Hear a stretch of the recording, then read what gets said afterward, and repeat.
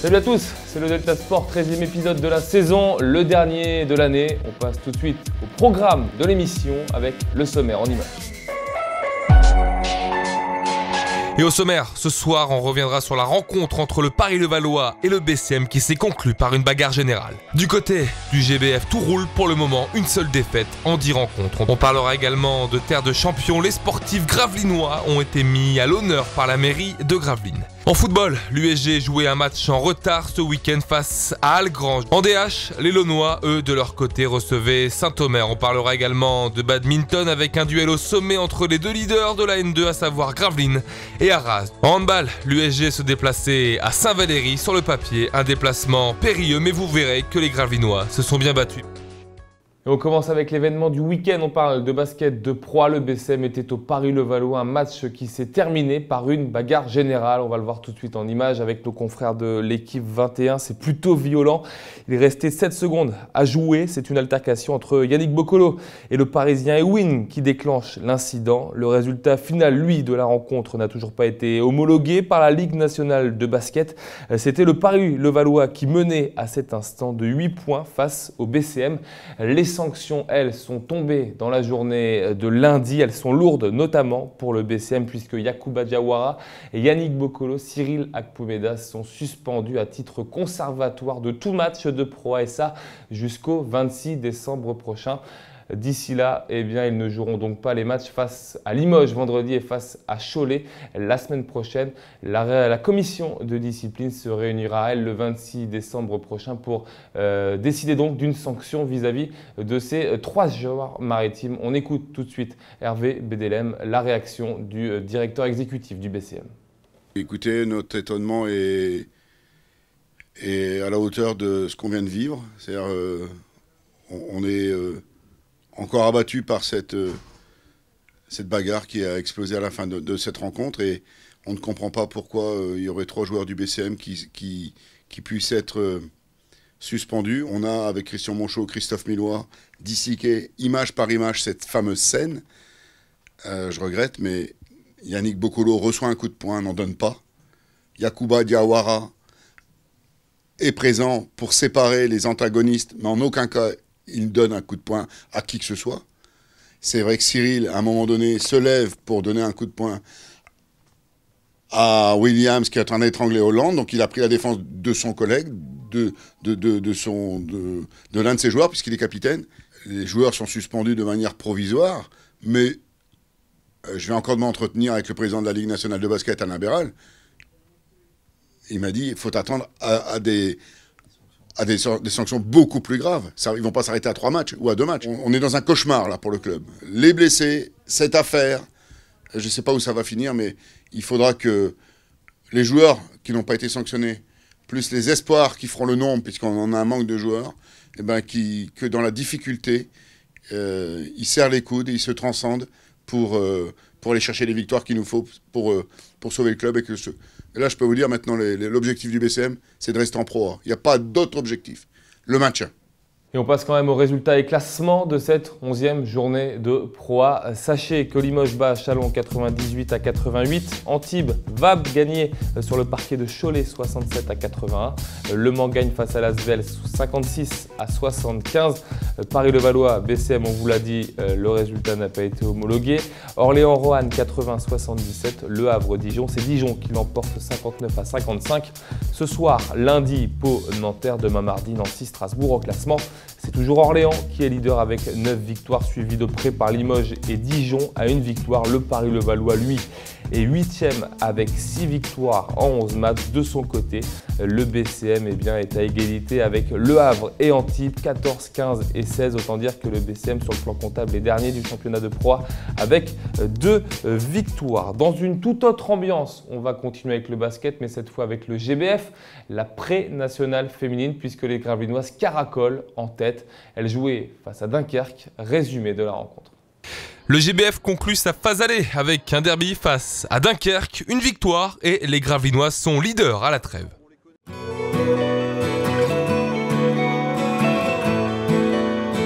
On voit qu'on est attendu tous les week-ends. C'est super dur mentalement parce qu'il faudra tenir ce rang de leader.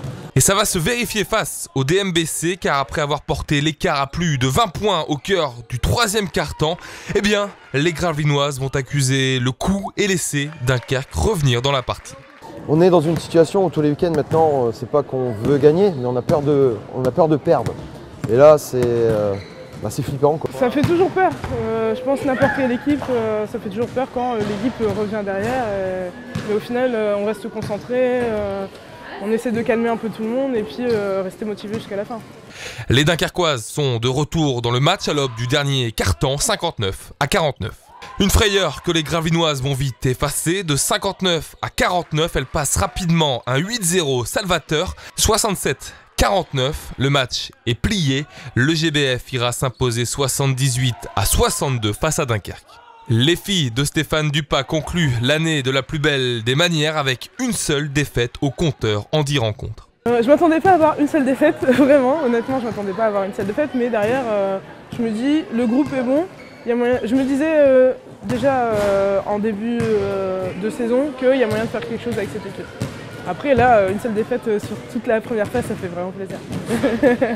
Et avec un tel bilan, avant de démarrer la phase retour avec 2 victoires d'avance, on peut se poser la question, le GBF peut-il rêver à la N3 en fin de saison?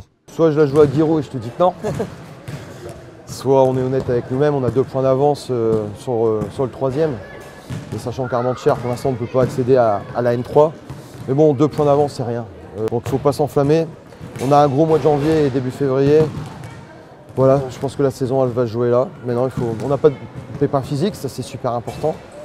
Mais il faudra vraiment être très fort mentalement pour résister à ce mois de janvier. On a hâte d'y être.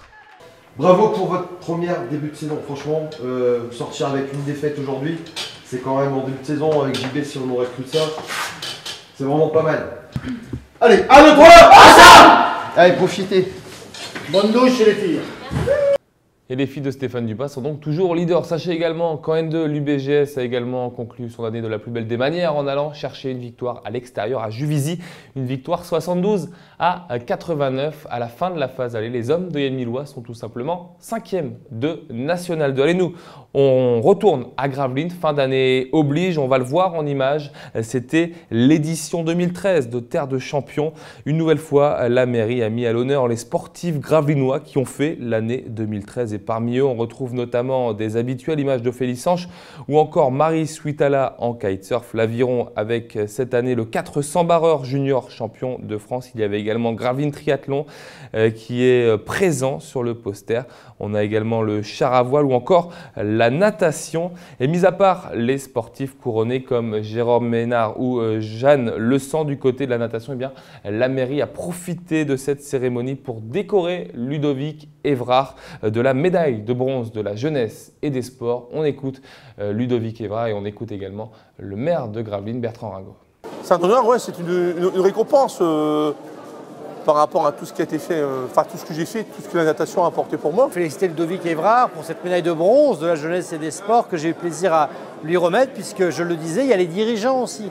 C'est un arbitre dans le domaine de la natation, il n'y a pas de compétition de natation sans arbitre. Et Ludovic a évolué au plus haut niveau. Il a d'abord été athlète, puis ensuite arbitre. Et j'étais très heureux de lui remettre cette distinction. Les entraînements tous les jours, on sortait du collège à l'époque à 16h30.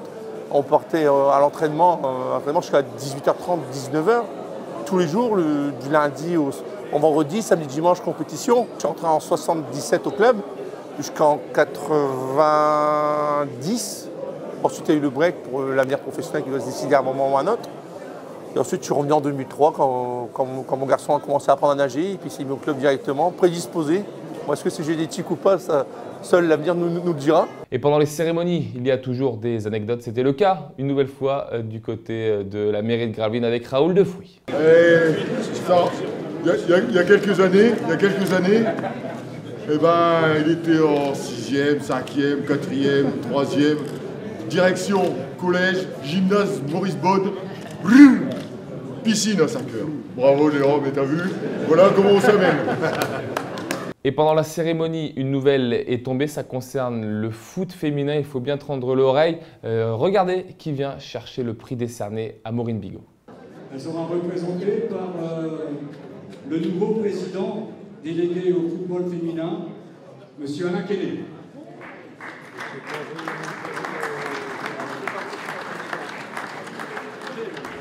Voilà, Alain Quenet qui est président. Nouvelle tête à l'USG, donc Alain Quenet devient vice-président en charge du foot féminin. Il était d'ailleurs dimanche dans les travées du stade des Huttes pour assister à la rencontre entre l'USG et Algrange. L'USG affrontait Algrange dimanche en match en retard du championnat. Match déséquilibré sur le papier puisque l'USG lutte pour ne pas descendre alors qu'Algrange, de son côté, peut devenir leader en cas de victoire aux Huttes.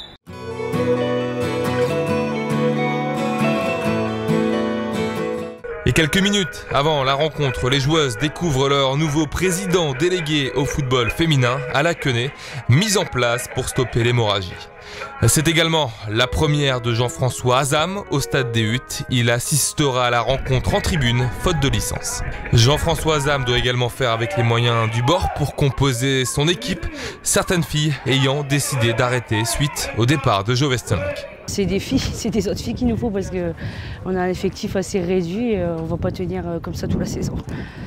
C'est donc tout naturellement qu'Algrange va prendre le jeu à son compte, multiplier les offensives, mais en face, l'USG est courageuse et résiste aux assauts lorrains. Malheureusement, les Gravelinoises se punissent elles-mêmes. Mauvaise entente derrière qui profite à Algrange. Wojdila n'en demandait pas tant et après avoir effacé la gardienne, ouvre le score, 1-0. On joue la 25e minute de jeu. Et pas le temps de se relever pour l'USG qui va encaisser un second but 5 minutes plus tard. L'Huillier est à la conclusion d'un magnifique mouvement du côté d'Algrange. 2-0. C'est d'ailleurs le score à la pause. Le but, il nous tue, on fait une erreur défensive. Après, bon, le deuxième, c'est un but construit, on se jette et voilà, but. Les Gravelinoises relèvent la tête au retour des vestiaires, mais quand ça ne veut pas, Coralie Lenot loupe sa reprise. Lisa Fragoli, elle aussi, voit sa frappe détournée par la portière adverse, tout comme Maureen Bigot quelques instants plus tard. Des deux côtés du terrain, l'USG aura joué de malchance, et il n'y a qu'à voir le troisième but encaissé par les Gravelinoises pour le comprendre. Godban frappe, contré par Marie-Claude Erlem. Le ballon lobé bas, Laure Bacué va mourir dans le but. L'USG s'incline 3-0. Il n'y avait rien à faire face à Algrange dimanche. Et au classement, l'USG avec cette défaite pointe à la 10e place avec 21 points, soit 6 d'avance sur le 11e et premier relégable, à savoir Dijon. Ça va mal avec les féminines, ça va mal également du côté de la CFA2. 5e déplacement et 5e défaite pour les hommes de Giuseppe Bianco. Une défaite 4-1 du côté de Noisy-le-Sec. On le voit avec le classement. Cette défaite gravelinoise du coup entraîne l'USG à la 11e place au classement, à égalité de points avec le premier relégable, à savoir Grande-Synthe. On termine la page football avec Lone Plage en DH. Les hommes de Fabrice Bourré avaient droit à un sacré client, à savoir le leader Saint-Omer. Résumé de la rencontre avec les images de Cédric Alloy. Lone Plage recevait du lourd samedi soir, Saint-Omer, le leader de cette division d'honneur.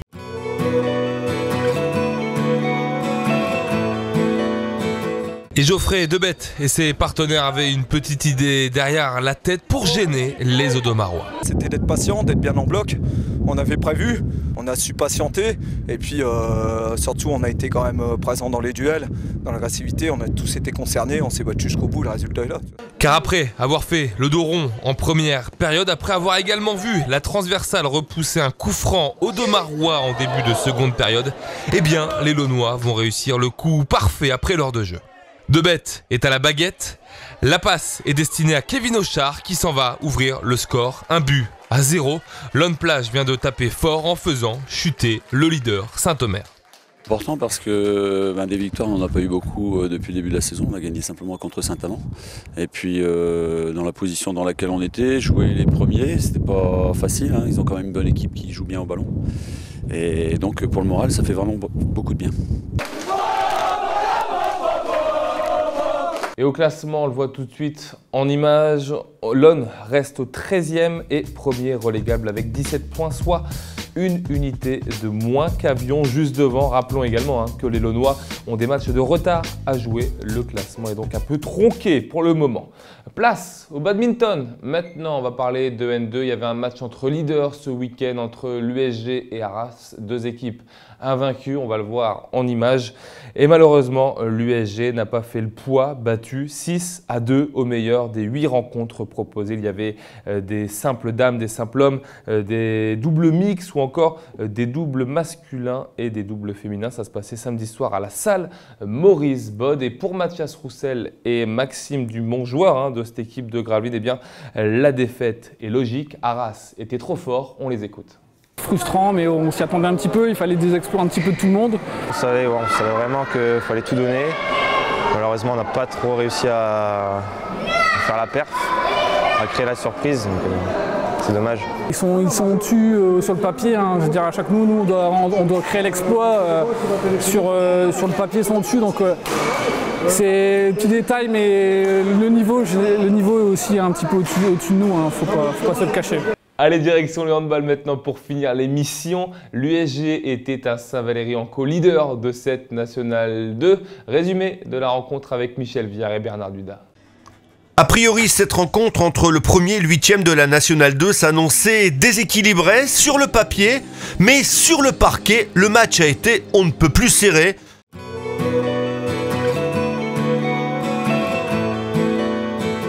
Vous l'aurez compris, l'USG en jaune sur les images est tombé les armes à la main. Et le stade Valéry-Quay s'en sort bien. Pourtant, le début de rencontre ne laisse rien augurer de bon. Les locaux se détachent 4-1. Mais l'USG montre rapidement de bonnes dispositions. Et un quart d'heure plus tard, grâce à Léo de Blonde et Rudy Debousse, Gravelines prend la direction des opérations 7-11, s'appuyant une nouvelle fois sur un Jérémy Littière dans un bon jour. Gravelines vire en tête à la pause 12-13 et on se prend à rêver de l'exploit. D'autant plus qu'au retour des vestiaires, l'USG ne lâche pas facilement le morceau, mais le stade Valéry-Quay n'a rien d'un leader de pacotille et sans coup frémir, les Picards reprennent l'avantage, 18-17 puis 23-20. Mais Léo de Blonde et Fabien Lemâtre repartent à l'abordage. Malheureusement, un jet de 7 mètres raté sonne le glas des espoirs gravelinois.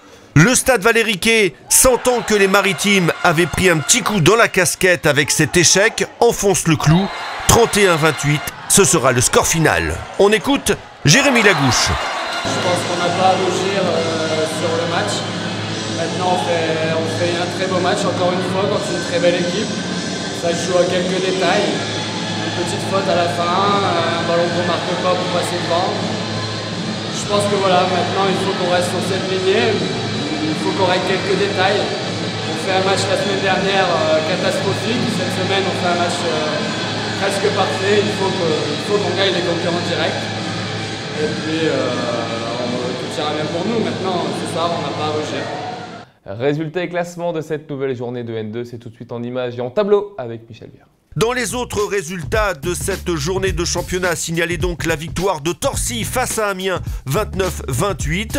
Hasbrook a mordu la poussière et c'est une surprise à Savigny-sur-Orge 26-24. Le stade Mélantois est allé l'emporter à Chaville 24-23. Le stade Valéry-Quay donc a battu Gravelines. Ivry n'a pas fait de détail face à Billy 38-28. Et enfin, Morsan-Fleury n'y arrive toujours pas. Défaite à la maison face à Dunkerque 31-22. Au classement, peu de changements parce que le trio de tête reste le même. Mais le stade Valéry-Quay profite de la défaite de son plus dangereux adversaire Hasbrook pour conforter sa place de leader. Gravelines est 9e avec 18 points. Attention derrière, ils ne sont plus que 3. Chaville, Billy et Morsan-Fleury.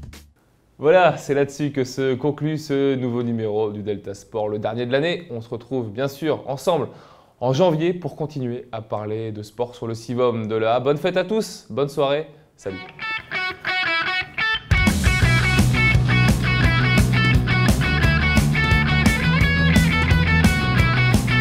Le Delta Sport vous a été présenté par Vogue Coiffure Sportica. Votre coiffeur pour hommes, femmes et enfants, ouvert du mardi au samedi en non-stop de 9h à 19h. Vogue Coiffure Sportica, 03 28 65 39 37.